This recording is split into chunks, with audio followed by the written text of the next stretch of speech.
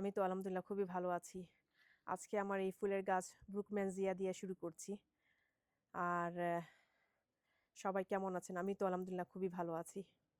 আর এই যে আমার ছোট্ট, ছোট্ট বেগুন গাছগুলা, এই ছোট্ট একটা বেগুন গাছের মধ্যে অনেক বেগুন হয়েছে। এই বেগুনের চারাগুলো আমার স্কুলের ফ্রেন্ড দিয়েছিল। তো অনেক হয়েছে। আর এটা মনে হয় ডিফারেন্ট কালার, অনেক হয়েছে। আর এই যে ছোট্ট, ছোট্ট চেরিগুলো পাকার কোনো নাম গন্ধই নেই এবার। পাশের বাসার রিচার্ডের গাছে তো সে অনেকবার আমাকে দিয়ে ফেললো চেরি টমেটোজ, বাট আমার গাছের এগুলো এখন পর্যন্ত পাকে নাই। দেখি কি হয়। আর আর এটা হচ্ছে একটু বড় বড় টমেটোজ, এখন পর্যন্ত লাল হয়নি। মনে হচ্ছে যে কিছু সার টার দেওয়া লাগবে। তো চলেন আজকে আমি আপনাদেরকে ইজি স্ন্যাক বানিয়ে দেখাবো। ফুল মাখানা দিয়ে একটা স্ন্যাক বানাবো বিকেলে খাওয়ার জন্য। এসান এখন বাসায় থাকে, যেহেতু আমাদের হলিডে চলছে। আর বিকেলে একটু মানচিং করার জন্য ভাবলাম যে এরকম ধরনের স্ন্যাক ভালোই লাগে চায়ের সঙ্গে। তো অনেকেই এটা চিনেন, ফুল মাখানা, লোটাস সিড, আবার আমাদের বাংলাদেশের পদ্ম ফুলের বীজ দিয়ে এটা বানায়। আর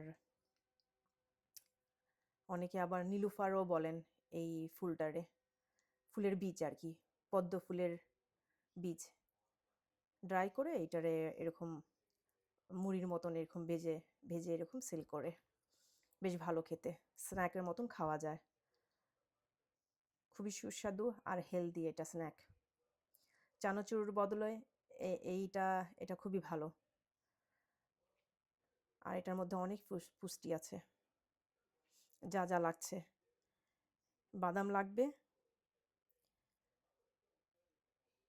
তারপরে হচ্ছে এটা মেথি, শুকনো মেথি,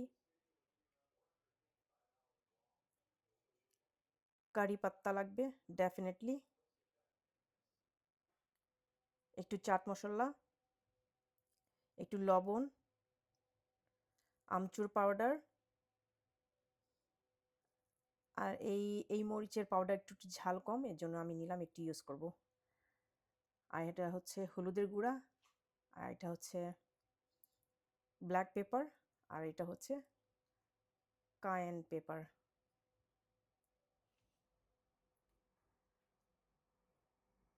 তো কায়েন পেপার আর এমনি নর্মাল নর্মাল মরিচের গুঁড়া, কেউ যদি মরিচের গুঁড়াও ইউজ করতে পারেন, আবার কায়েন পেপার না থাকলে মরিচের গুঁড়া, আর মরিচের গুঁড়া না থাকলে কায়েনের পেপার ইউজ করতে পারেন। আর এটা স্কিপও করা যায়, যদি একটু চাট মশলাটা বেশি দিয়ে দিলে তাহলে আর আর কোনো পেপার লাগে না, জাস্ট হলুদ দিয়ে হয়ে যায়।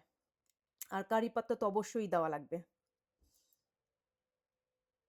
এটার কারি পাত্তা দিলেই এটার গন্ধটা একদমই আলাদা একটা সেন্ট আসে।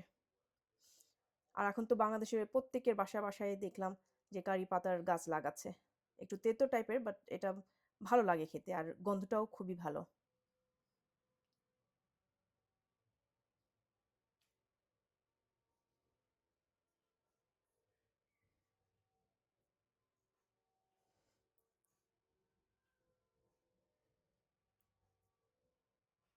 আর এই স্ন্যাকটা ফ্রাই করতে, ভাজতে একদম জিরো অয়েল, অয়েল একটুও দেওয়া যাবে না।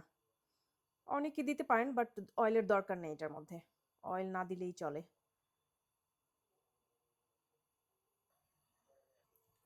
কড়াইটা গরম হয়ে গেলে আমি প্রথমেই বাদাম দিয়ে দিব, কারণ বাদাম বাদাম হতে একটু সময় লাগে, আর বাদাম যেন কোনো রকম কালো না হয়ে যায়। এই তো 75% ভাজা হয়ে গেলে তারপর আস্তে আস্তে আমি ওগুলা দিয়ে দিব, বাকি ইনগ্রেডিয়েন্টসগুলা।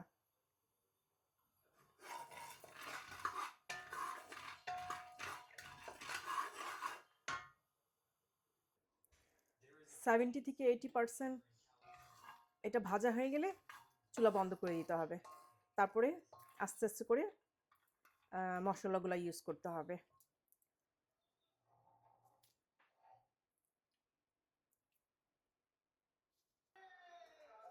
প্রথমেই আমি কারি পাতা দিয়ে দিলাম। তারপরে চাট মশলা দিয়ে দিলাম।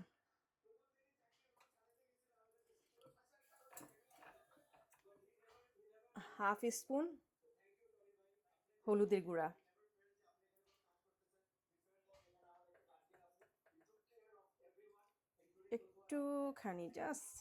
একটুখানি মরিচের গুঁড়া দিয়ে দিলাম। যেহেতু আমি কারেন্ট পেপার ইউজ করব, তো এর জন্য আমি মরিচের গুঁড়া একটু কম দিলাম।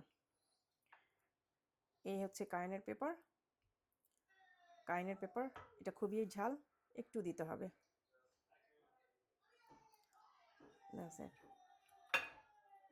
তারপর ব্ল্যাক পেপার,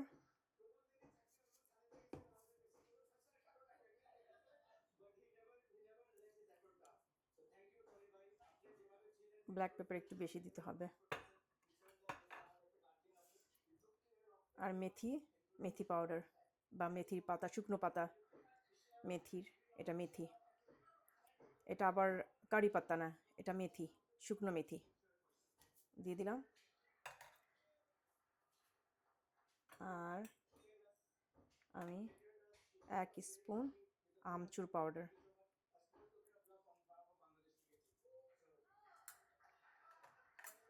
আর একটুখানি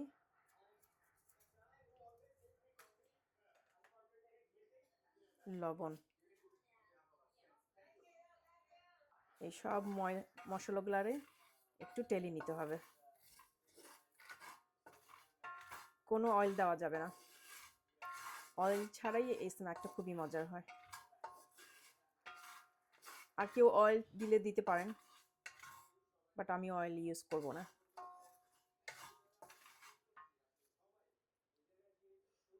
দুই সেকেন্ডের মধ্যে এটা ভাজা হয়ে যায়। তারপর আমি ফুল মাখানা দিয়ে দিব। এই হচ্ছে মেন ইনগ্রেডিয়েন্টস। এটাই হচ্ছে মেইন রাজা স্ন্যাকের।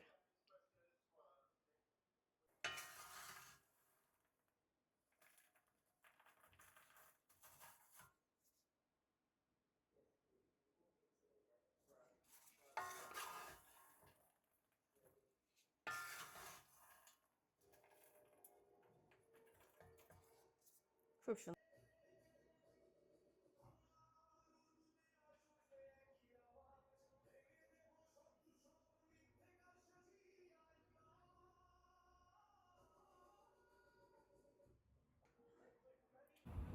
সবাই আমার জন্য দোয়া করবেন। খুদা হাফেজ।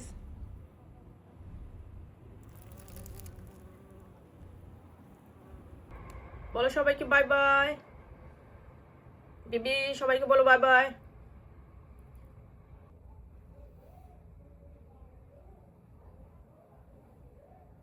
বাই বাই বাই বলো সবাইকে।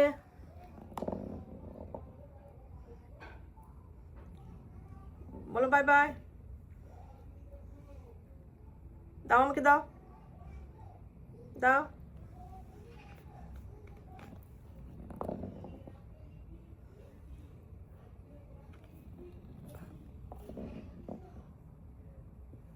দাও দাও আমাকে,